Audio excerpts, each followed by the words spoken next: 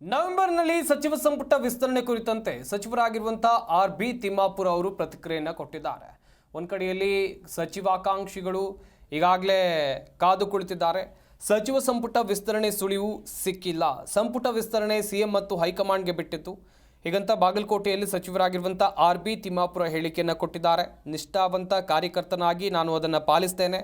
ಆದೇಶ ಮಾಡುವುದನ್ನು ಪಕ್ಷದ ನಿಷ್ಠಾವಂತ ಕಾರ್ಯಕರ್ತನಾಗಿ ಹೈಕಮಾಂಡ್ ಆದೇಶವನ್ನು ನಾನು ಪಾಲನೆ ಮಾಡ್ತೇನೆ. ಸಿಎಂ ರೇಸ್ಗೆ ಹೊಸ ಹೆಸರುಗಳು ಬರ್ತಾ ಇರುವಂಥ ವಿಚಾರಕ್ಕೂ ಕೂಡ ಅವರು ಪ್ರತಿಕ್ರಿಯೆಯನ್ನು ಕೊಟ್ಟರು.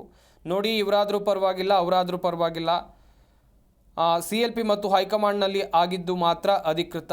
ನೀನಾಗು ನಾನಾಗು, ನೀನು ಹೋಗು ನಾನು ಹೋಗು, ಇದರಿಂದ ಏನೂ ಆಗೋದಿಲ್ಲ.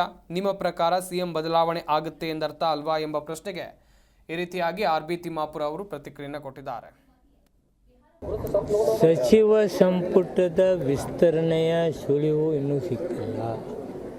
ಸಚಿವ ಸಂಪುಟ ವಿಚಾರ ಮುಖ್ಯಮಂತ್ರಿಗಳಿಗೆ ಹೈಕಮಾಂಡ್ಗೆ ಬಿಟ್ಟದ್ದು. ಅವ್ರು ಏನು ಆದೇಶ ಮಾಡ್ತಾರೆ ಅದು ಪಾಲನೆ ಮಾಡ್ತಕ್ಕಂಥದ್ದು. ನಾನು ಒಬ್ಬ ಪಕ್ಷದ ನಿಷ್ಠಾವಂತ ಕಾರ್ಯಕರ್ತನಾಗಿ ಅದನ್ನು ಪಾಲನೆ ಮಾಡ್ತೇನೆ. ನೋಡ್ರಿ, ನೀನಾದರೂ ಪರವಾಗಿಲ್ಲ, ಅವನಾದರೂ ಪರವಾಗಿಲ್ಲ, ಇವನಾದರೂ ಪರವಾಗಿಲ್ಲ, ಮಾಡೋರು ಯಾರು? CLP and high command. ಅದರಿಂದ ಆದದ್ದಷ್ಟೇ ಅಧಿಕೃತ. ನೀನು ಆಗು ನಾನು ಆಗು, ನೀನು ಬಾ ನೀನು ಹೋಗು ಅಂದರೆ ಏನಾಗೋದಿಲ್ಲ. ಸಚಿವ ಸಂಪುಟದ ವಿಸ್ತರಣೆಯ ಸುಳಿವು ಇನ್ನೂ ಸಿಕ್ಕಿಲ್ಲ. ಸಚಿವ ಸಂಪುಟ ವಿಚಾರ ಮುಖ್ಯಮಂತ್ರಿಗಳಿಗೆ ಹೈಕಮಾಂಡ್ಗೆ ಬಿಟ್ಟದ್ದು.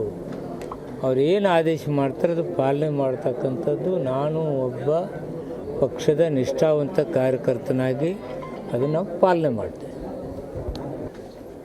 ನೋಡ್ರಿ, ನೀನಾದರೂ ಪರವಾಗಿಲ್ಲ, ಅವನಾದರೂ ಪರವಾಗಿಲ್ಲ, ಇವನಾದರೂ ಪರವಾಗಿಲ್ಲ, ಮಾಡೋರು ಯಾರು? CLP and high command. ಅದರಿಂದ ಆದದ್ದಷ್ಟೇ ಅಧಿಕೃತ.